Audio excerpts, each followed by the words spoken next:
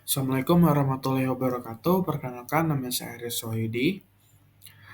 Saya mahasiswa di Universitas Siber Asia dengan NIM 2204 0101 0015. Di video presentasi ini, saya akan mempresentasikan makalah yang berjudul Implementasi Konsep Pemrograman Berbasis Objek dengan Bahasa Java untuk memenuhi nilai ujian tengah semester mata kuliah pemrograman berbasis objek. Kita masuk ke daftar isi. Di sini kita akan membahas yang pertama ada pendahuluan, latar belakang dan rumusan masalah, yang kemudian ada pembahasan.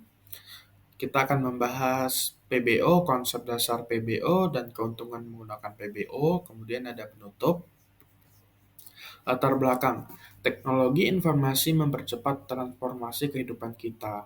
Dasar dari informasi ini adalah pengembangan perangkat lunak yang mengalami evolusi dari pendekatan prosedural ke pemrograman berbasis objek. Dalam pemrograman berbasis objek, kode menggambarkan entitas dengan sifat dan perilaku tertentu.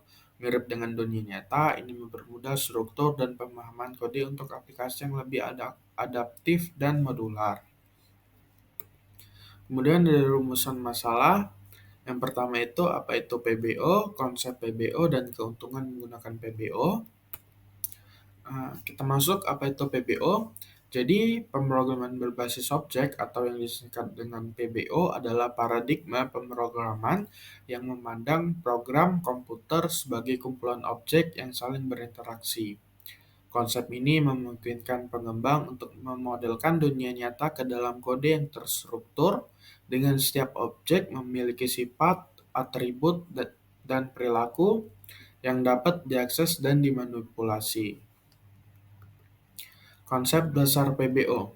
Jadi di sini ada 4 konsep utamanya. Yang pertama itu ada abstraksi, adalah cara untuk menyembunyikan detail yang kompleks dari suatu objek, sehingga informasi yang ditampilkan hanya yang relevan. Dalam pemrograman, abstraksi memungkinkan fokus pada hal penting dari objek tanpa harus terjebak dalam detail implementasi yang rumit. Yang kedua ada enkapsulasi, melibatkan penggabungan atribut dan metode ke dalam satu unit yang disebut kelas. Dengan enkapsulasi, akses langsung ke atribut objek dibatasi, memastikan bahwa akses dilakukan melalui antarmuka yang telah ditentukan. Yang ketiga ada pewarisan atau bisa disebut dengan inheritance. Adalah konsep di mana kelas baru dapat mewarisi sifat dan perilaku dari kelas yang sudah ada. Ini memungkinkan penggunaan kembali kode, mengurangi duplikasi, dan membangun hierarki kelas yang terstruktur. Yang keempat itu ada polymorphisme, memungkinkan objek untuk menggunakan metode yang sama dengan perilaku yang berbeda. Ini memungkinkan definisi metode yang sama dalam berbagai kelas dengan perilaku yang khusus untuk masing-masing kelas. Kemudian kita masuk keuntungan menggunakan PBO. Yang pertama, sebenarnya ada banyak sekali keuntungannya, tapi di sini saya memaparkan 4 poin. Yang pertama itu ada struktur. Dengan memodelkan setiap komponen aplikasi sebagai objek dengan atribut dan metode yang terdefinisi, struktur program menjadi lebih jelas dan mudah dipahami.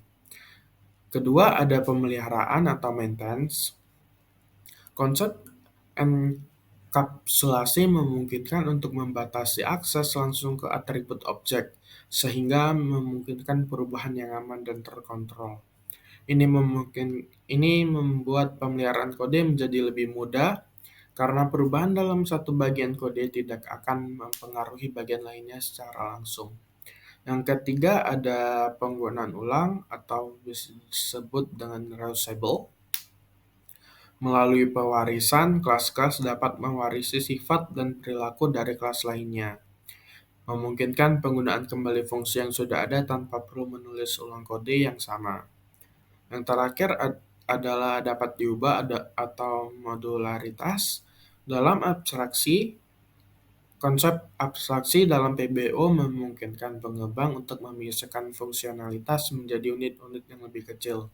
Hal ini memungkinkan untuk mengubah atau memperbaiki bagian tertentu tanpa mempengaruhi keseluruhan aplikasi. Oke, sekian video presentasi dari saya. Assalamualaikum warahmatullahi wabarakatuh.